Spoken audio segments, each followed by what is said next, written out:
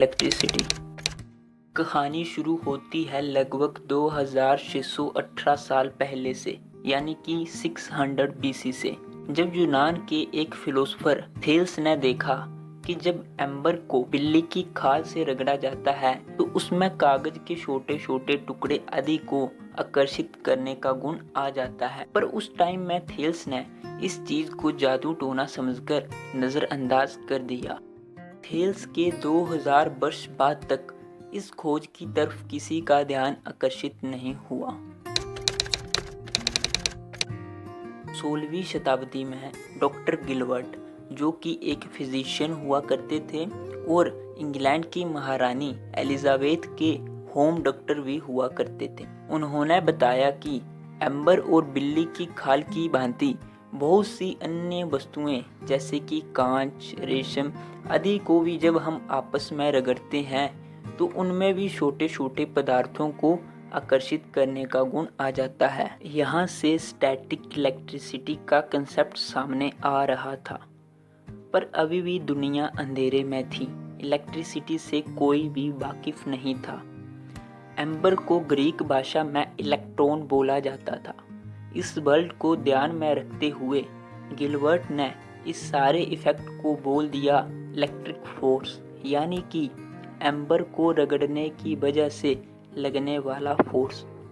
यहीं से electricity world पहली बार सामने आया। इसी के साथ गिलबर्ट ने एक ऐसा यंत्र बनाया था जिससे यह पता लगाया जा सकता था कि किसी मटेरियल में इलेक्ट्रिक चार्ज है या नहीं। उस यंत्र का नाम था इलेक्ट्रोस्कोप, और इलेक्ट्रोस्कोप पहला ऐसा इंस्ट्रूमेंट था जो कि मेजरमेंट के लिए यूज किया गया था।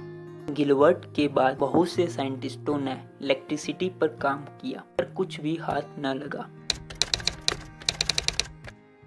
18वीं शताब्दी में अमेरिका के जाने माने साइंटिस्ट बेंजामिन फ्रैंकलिन ने इस पर काफी रिसर्च किया। उनके जज्बातों का पता आप इस बात से लगा सकते हो कि उन्होंने इलेक्ट्रिसिटी की रिसर्च के लिए अपनी सारी संपत्ति बेच डाली।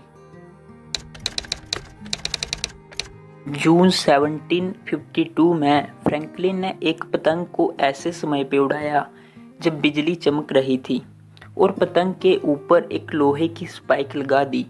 पतंग की डोरी गीली थी और उसमें एक चाबी को बांधा हुआ था।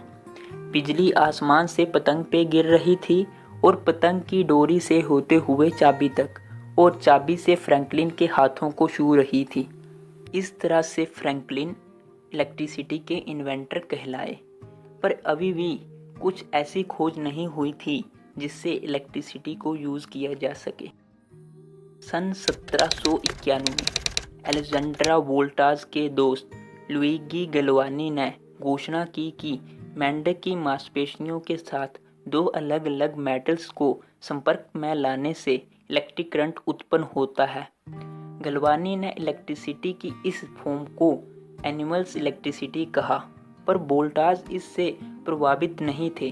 उनका मानना था कि इलेक्ट्रिक करंट डिफरेंट मेटल्स की वजह से उत्पन्न हुआ है, तो फिर इसको मेटल इलेक्ट्रिसिटी बोलना चाहिए। उन्होंने 1792 में अकेले ही मेटल्स के साथ एक्सपेरिमेंट करना शुरू कर दिए। आखिरकार 1800 में वोल्टाज को सफलता प्राप्त हुई और उन्होंने बैटरी की खोज कर दी। यह बैटरी जिंक और कॉपर की अल्टरनेटिंग लेयर से बनी थी, जिसे सॉल्ट वाटर या सोडियम हाइड्रोक्साइड में भिगोया जाता था।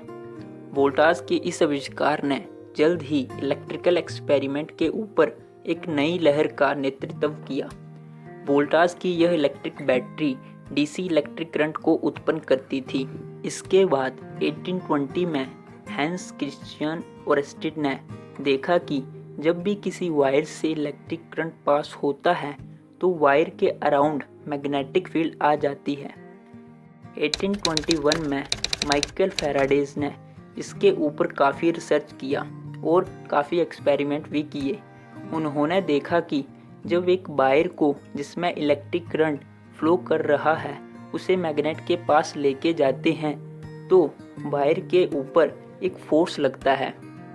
यहाँ से फैराडेज ने दुनिया की पहली इलेक्ट्रिक मोटर का आविष्कार कर डाला, जो कि एक डीसी मोटर थी। फैराडेज ने अभी भी अपने एक्सपेरिमेंट्स जारी रखे और 1831 में उन्होंने एक डायनमो की खोज कर डाली। इसके बाद सन 1879 में अमेरिकन इन्वेंटर थॉमस एडिसन ने फाइनली एक लॉन्ग लास्टिंग इलेक्ट्रिक बल्ब की खोज कर डाली। अब एडिसन ने अपनी इलेक्ट्रिसिटी प्रोडक्शन की कंपनीज खोलनी शुरू कर दी, जिनमें वो डीसी जनरेटर का यूज़ किया करता था। पर डीसी जनरेटर में कमी ये थी कि वो डीसी करंट को निकालता था और डीसी करंट को 2 या 3 किलोमीटर तक ही ट्रांसमिट किया जा सकता था, इससे दूर नहीं। इससे नुकसान ये था कि हर 2-3 किलोमीटर की रेंज में प्रोडक्शन हाउस लगाना पड़ता था। अब एडिसन की कंपनी में एक वैज्ञानिक निकोला टेस्ला भी काम किया करते थे।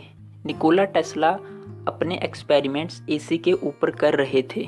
उन्होंने एसी के ऊपर काफ़ी रिसर्च कर ली थी। उन्होंने ये सब एक्सपेरिमेंट्स के बारे में एडिसन को भी बताया, पर एडिसन ने उन्हें अपनाने से इनकार कर दिया और कहा कि आपको जो भी एक्सपेरिमेंट करने हैं हमारे डीसी जनरेटर के ऊपर करें। इसके बाद निकोला टेस्ला ने उनकी इस कंपनी को छोड़ दिया और एसी जनरेटर और एसी मोटर के ऊपर काम करना शुरू कर दिया। अंत में 1887 में निकोला टेस्ला ने एसी जनरेटर और एसी मोटर का आविष्कार कर डाला और इलेक्ट्रिसिटी को दूर तक ट्रांसफर करने के योग्य बना दिया। अब एक ही जगह से कोसों किलोमीटर दूर तक इलेक्ट्रिसिटी को भेजा जा सकता था। यहीं से इलेक्ट्रिसिटी की जो एडवांसमेंट है वो शुरू हो गई और डिफरेंट टेक्नोलॉजीज़ आने शुरू हो गई, जिससे इलेक्ट्रिसिटी का यूज़ बढ़ गया।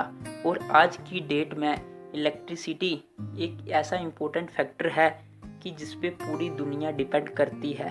अगर इलेक्ट्रिसिटी ना हो तो 1 मिनट भी काटना बहुत मुश्किल है। तो फ्रेंड्स, अब आप लोग समझ गए होंगे कि किस तरह से इलेक्ट्रिसिटी का इन्वेंशन हुआ, कितने ज़्यादा वैज्ञानिकों ने कितने ज़्यादा एफर्ट्स किए तब जाके इलेक्ट्रिसिटी इन्वेंट हुआ। अगर इतने सारे वैज्ञानिक अपने एफर्ट्स नहीं लगाते तो शायद आज भी हम अंधेरे में होते।